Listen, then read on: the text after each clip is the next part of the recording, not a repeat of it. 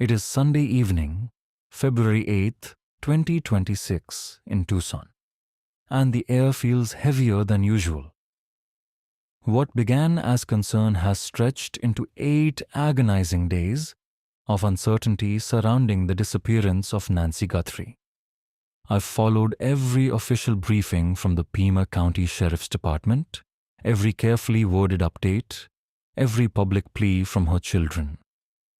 National outlets including CNN, NBC News, ABC News, BBC News, Fox News, and Associated Press have carried verified developments alongside Tucson stations like KOLD News 13 and Fox 10 Phoenix. Yet the most chilling confirmed truth remains painfully simple. Nancy, 84 years old, vanished without the medications she depends on daily. There is still no verified proof she is alive. A woman at the center of a family. Nancy was never just a headline. Friends describe her as joyful, faithful, sharp-minded despite physical frailty. After losing her husband years ago, she raised 3 children largely on her own, becoming the steady foundation of their family. She lived in a quiet ranch-style home in Tucson's Catalina foothills, where wide desert views and towering saguaro cacti usually symbolize peace. That sense of safety shattered overnight. Nancy relied on a walker and managed chronic heart disease with a pacemaker and strict medication schedule. Medical professionals have stressed publicly that missing doses for even a short period could cause serious complications: weakness, disorientation, cardiac distress. From the beginning, investigators understood that time itself posed the gravest threat to her survival. The timeline that haunts investigators. The last confirmed normal moments occurred Saturday night, January 31st. Family members shared dinner with her before dropping her home between 9:30 and 9:45 p.m. The garage door closed shortly before 10 p.m. According to sheriff briefings, her phone showed no outgoing activity afterward. Her pacemaker monitoring system transmitted normally for several hours. Then, sometime between approximately 1:45 and 2:30 a.m. on February 1st, the signal stopped abruptly. That narrow window has become the focal point of the investigation. When Nancy failed to attend church Sunday morning, a routine she rarely missed, family members grew concerned. By noon, relatives entered the home and found it empty. Deputies responding to the 911 call quickly escalated the situation. A crime scene in the foothills. Sheriff Chris Nanos confirmed that signs of forced entry were present and that small amounts of blood were discovered inside the residence and extending toward the porch area. DNA later matched Nancy's. The home was declared a crime scene within hours. Authorities publicly stated they believed she had been taken against her will. Homicide detectives joined immediately, and soon after, the FBI became involved. That level of response signaled the seriousness of the case from the outset. This was not treated as a wandering senior or a routine welfare check. Evidence suggested abduction. The Catalina foothills, typically calm and sunlit, became the center of an expanding, urgent search. Search efforts across harsh terrain. By Monday, February 2nd, search operations intensified across rugged desert terrain. Ground teams, helicopters, drones, K-9 units, and volunteers canvassed neighborhoods. Investigators reviewed doorbell footage, traffic cameras, and license plate reader data. Despite exhaustive efforts, no suspect vehicle or clear escape route emerged publicly.